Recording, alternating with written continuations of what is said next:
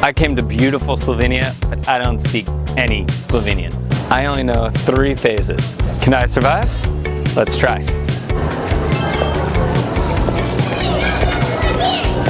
Lahko. Hvala. Si, simple, just with an lahko, which means could I, and a hvala, which means thank you. I got this amazing ice cream. Lahko, prosim. Hvala. And with a more polite version, lahko, prosim, which means could I please, I can shop like a local. So simple. With 3 phrases, lahko, prosim, and hvala, I survived in Slovenia.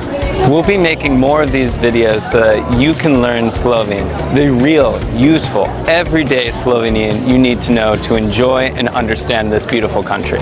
So if you want to learn more, follow us. Se vidimo.